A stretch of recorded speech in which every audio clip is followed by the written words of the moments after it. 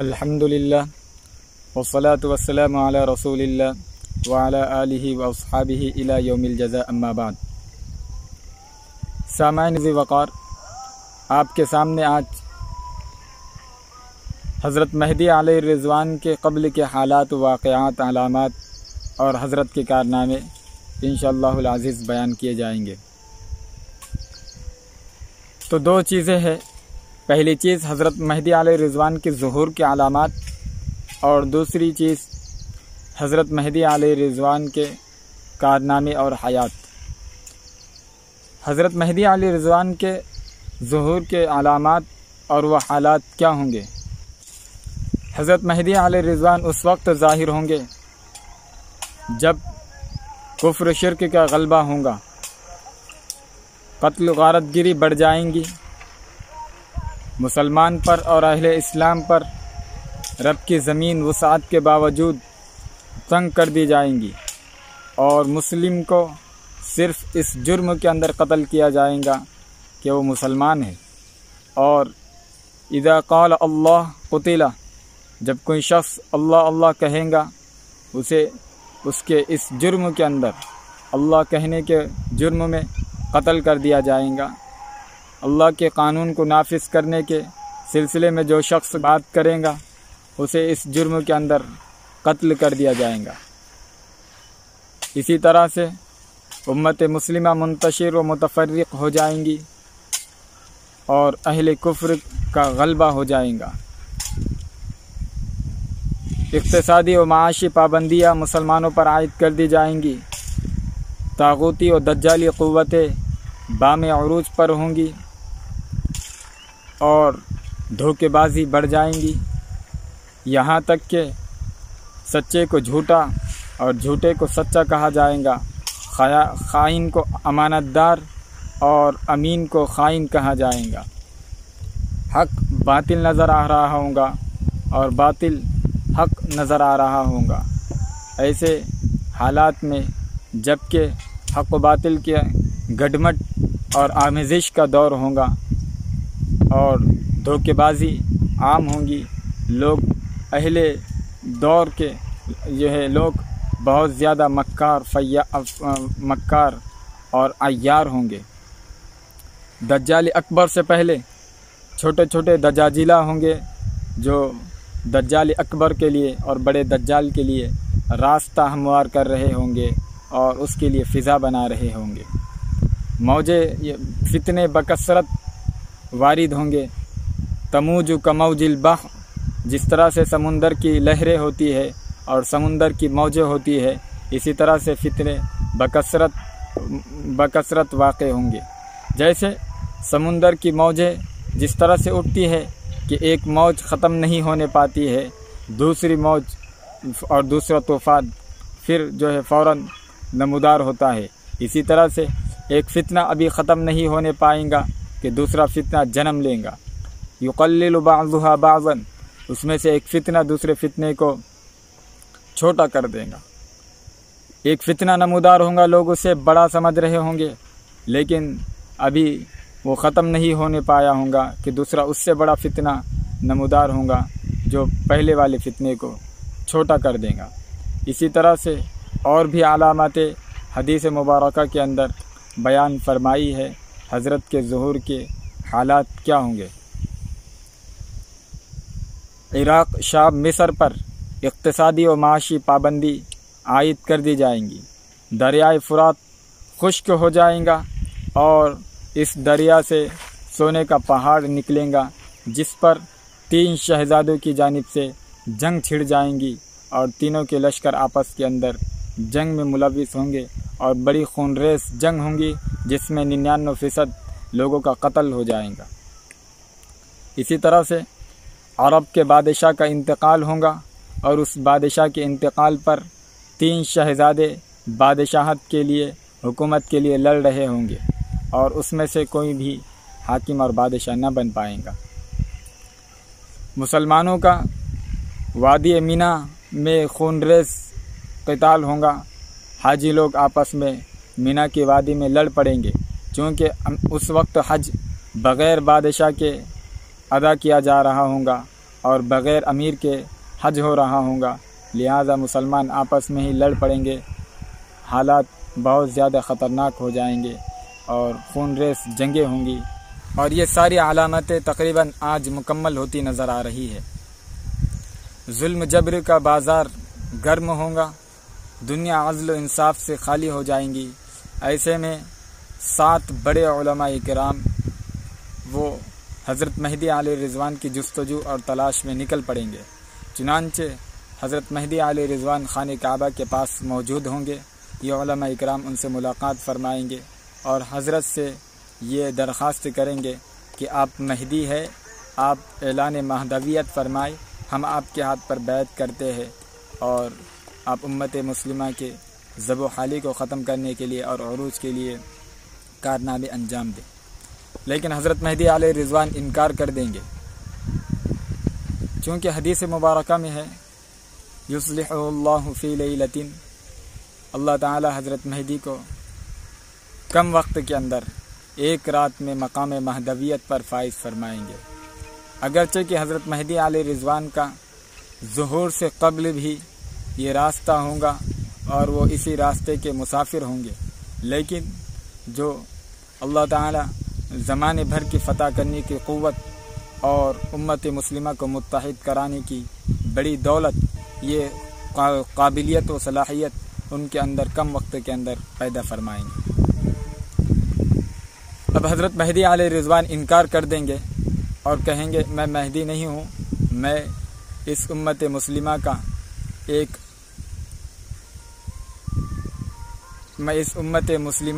ایک فرد ہوں اور اللہ تعالیٰ کے دین کا حامی و مددگار ہوں۔ اس کے بعد حضرت مہدی علیہ رضوان چونکہ حالات یہ ہوں گے کہ بادشاہ کوئی نہ ہوگا اور لوگ خلیفہ کے انتظار میں ہوں گے، بادشاہ کے انتظار میں ہوں گے اور لوگ چاہیں گے، لہذا حضرت مہدی رضی اللہ عنہ اس خوف سے کہ کہیں خلافت اور بادشاہت کا بوجھ میرے سر پر نہ ڈال دیا جائے، اس وجہ سے آپ وہاں سے مدینہ منورہ چلے جائیں گے اور یہ علماء اکرام کی پھر دوسری ملاقات مدینہ میں ہوں گی۔ پھر تیسری مرتبہ حضرت مہدی علیہ رضوان خانہ کعبہ میں آپ موجود ہوں گے، اس وقت یہ علماء اکرام اور پھر جو ہے حضرت سے ملاقات کریں گے اور حضرت کو اللہ تعالیٰ کی جانب سے یہ کشف و الہام ہو چکا ہوگا کہ آپ مہدی ہے اور آپ مہدویت کے درجے پر فائز ہے، لہذا حضرت مہدی علیہ رضوان سے یہ علماء اکرام اس وقت ملاقات کریں گے اور حضرت سے کہیں گے کہ دیکھیں دنیا کی حالات کیا ہو رہی ہے اور امت مسلمہ کن پریشانیوں سے دوچار ہے، آپ اس وقت دعوی مہدویت فرمائے، آپ کے اندر علامات مکمل طور پر نظر آتی ہیں۔ لہذا حضرت مہدی علیہ رضوان اس وقت ان علماء اکرام کی بیعت لیں گے اور بیعت خاصہ ہوں گی، بیعت علی الموت ان 7 علماء اکرام کی حضرت مہدی علیہ رضوان کے دست مبارک پر ہوں گی۔ اس کے بعد پھر حضرت مہدی علیہ رضوان یبایع بین رکن والمقام حجر اسود اور مقام ابراہیم کے درمیان میں حضرت کی دوسری بیعت ہوں گی۔ حضرت اعلان مہدویت فرمائیں گے اور لوگوں سے کہیں گے، اس وقت پھر حضرت کے ہاتھ پر لوگ بیعت کریں گے اور یہ خبر پورے دنیا کے اندر پھیل جائیں گی۔ چنانچہ ملک شام سے سفیانی شخص ایک لشکر حضرت کے مقابلے کے لیے روانہ کرے گا اور وہ لشکر مکہ مدینہ کے درمیان میں ایک بیدہ نامی جگہ ہے، وہاں پر پہنچے گا اور وہ لشکر زمین میں دھس جائے گا۔ چنانچہ اس واقعے کے بعد جوق در جوق لوگ حضرت کے حلقہ بیعت کا حصہ بنیں گے اور حضرت کے ہاتھ پر بیعت فرمائیں گے۔ اتاہ ابدال الشام وعصائب اہل العراق، اب ملک شام کے ابدال اور اہل عراق کے جتھے لشکر حضرت کے بیعت کے لیے روانہ ہوں گے۔ دوسری مرتبہ میں جو بیعت ہوں گی اس میں تعداد لوگوں کی کتنی ہوں گی؟ حدیث مبارکہ میں ہے من عدت اصحاب بدر، اصحاب طالوت اور اصحاب بدر کے مقدار میں، یعنی 313 لوگ حضرت کے ہاتھ پر بیعت فرمائیں گے۔ اور پھر حضرت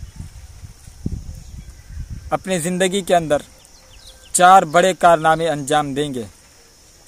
پہلا کارنامہ حضرت کا یہ ہوگا، کفر شرک کے جو غلبہ دنیا کے اندر تھا اس غلبے کا خاتمہ فرمائیں گے، کفر شرک کی کمر توڑ دیں گے۔ دوسرا کارنامہ حضرت کا یہ ہوگا، آپ اسلام کو غالب و نافذ کر دیں گے۔ تیسرا بڑا کارنامہ حضرت کا یہ ہوگا، بکھری ہوئی و منتشر امت مسلمہ کو متحد اور مجتمع فرمائیں گے۔ چوتھا کارنامہ حضرت کا اقتصادی و معاشی ظلم اور معاشرتی ظلم، ہر طرح کے ظلم سے حضرت لوگوں کو نجات دلوائیں گے۔ یہ 4 بڑے کارنامے حضرت کے ہوں گے۔ ظلم و ستم کے لوگوں کو نکال کر امن اور خوشحالی کا دور قائم فرمائیں گے۔ اب یہ 4 کارنامے حضرت کس راستے سے انجام دیں گے اور کس طریقے سے انجام دیں گے؟ یہ 4 بڑے کارنامے حضرت جہاد و خلافت کے راستے سے انجام دیں گے، اور اس طریقے سے حضرت یہ 4 کارناموں کو قائم فرمائیں گے۔ اس کے لیے 4 جنگیں حدیث مبارکہ سے معلوم ہوتی ہے، مختلف الفاظ کے ساتھ حدیث منقول ہے۔ تغزون جزیرۃ العرب، اور بعض روایت میں تقاتلون جزیرۃ العرب فیفتحها اللہ، ثم الفارس فیفتحها اللہ، ثم تقاتلون الروم فیفتحها اللہ، ثم تقاتلون الدجال فیفتحها اللہ۔ یہ حدیث سے معلوم ہوتا ہے کہ اس کا تعلق حضرت مہدی علیہ رضوان کے متعلق زمانے سے متعلق بھی یہ روایت منقول ہے۔ پہلے بھی اس کا تعلق تھا اور حضرت کے زمانے سے بھی اس روایت کا تعلق ہے۔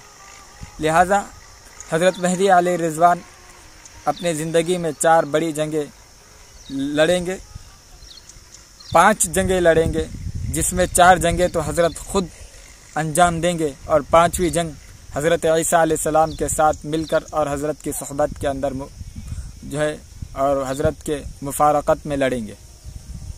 پہلی جنگ حضرت کی جزیرۃ العرب سے ہوں گی، چونکہ حضرت مہدی علیہ رضوان دنیا میں ظاہر ہونے کے بعد پورے دنیا کے حکمرانوں سے اور پہلے اقتدار سے یہ اعلان کر دیں گے کہ اللہ تعالیٰ کی زمین ہے اور اللہ تعالیٰ کی اس زمین پر اللہ کا نظام کو قائم ہونا ہے، لہٰذا تمام ہی حکمران اور ارباب اقتدار اپنی اپنی حکومتیں ہمیں سپرد کر دے، اب یہاں پر اسلامی نظام کو قائم ہونا ہے۔ لہذا جزیرۃ العرب کے اندر سب سے پہلے خلافت اسلامیہ قائم ہوں گی، اور حضرت عالمی خلافت اسلامیہ کو قائم فرمائیں گے، جس کی ابتدا جزیرۃ العرب سے ہوگی۔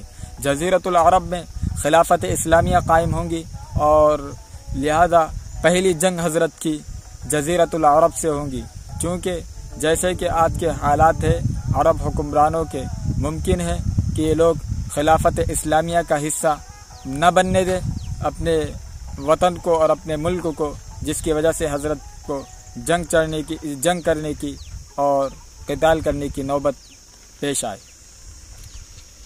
لہذا جزیرۃ العرب کے اندر خلافت اسلامیہ قائم ہو جائیں گی۔ اس کے بعد دوسری جنگ حضرت کی ایران سے ہوں گی۔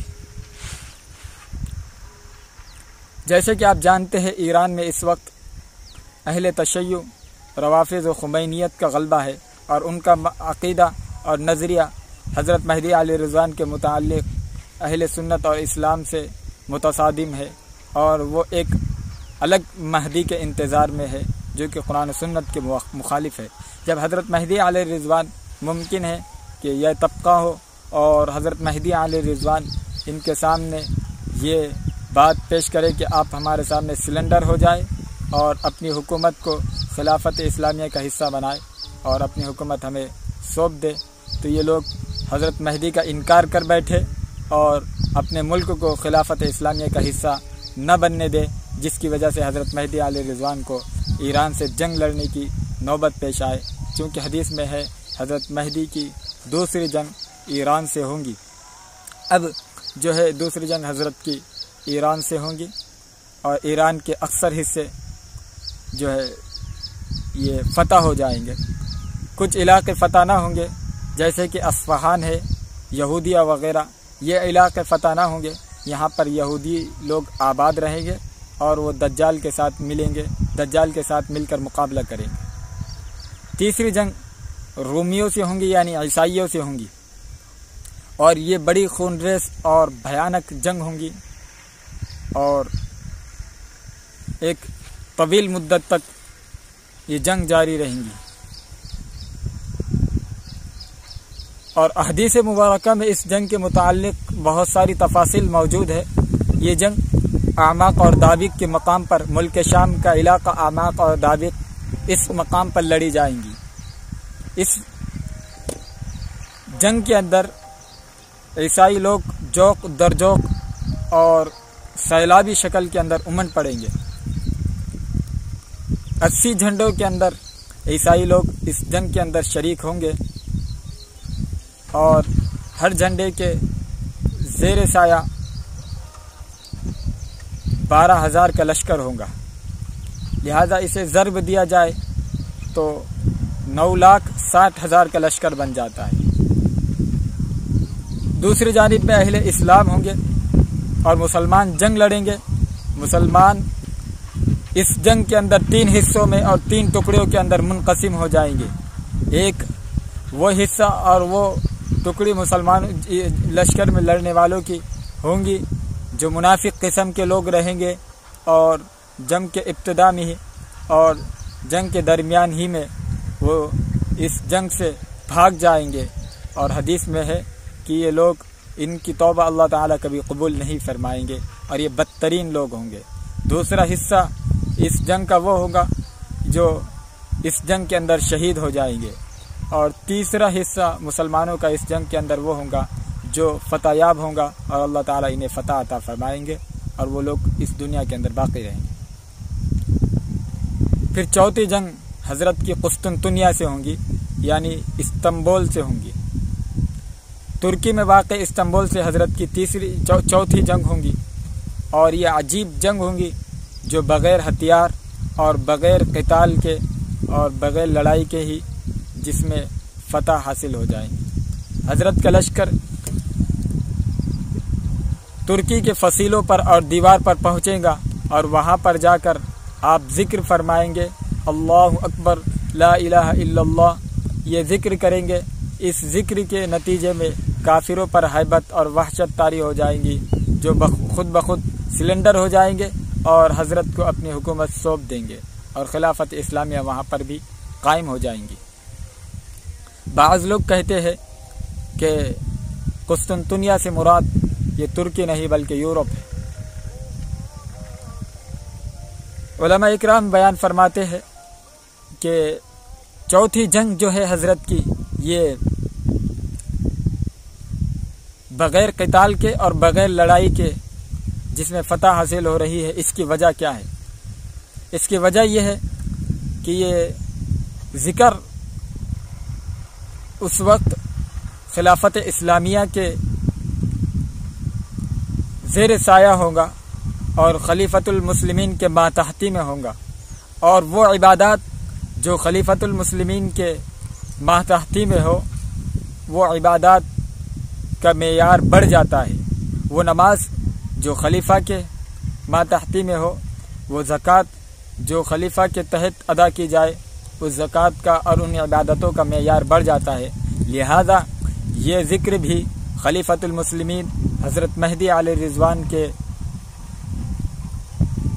ماتحت کے اندر جو ہے ذکر کیا جائے گا۔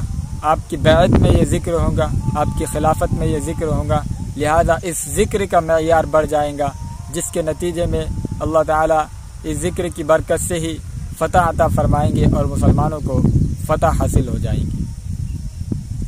حضرت مہدی علیہ رضوان 40 سال کے اندر ظاہر ہوں گے، اور 40 سے 45 سال ہی کے درمیان میں آپ کا ظہور ہو جائے گا۔ اس کے بعد آپ دنیا کے اندر 7 یا 9 سال زندہ رہیں گے۔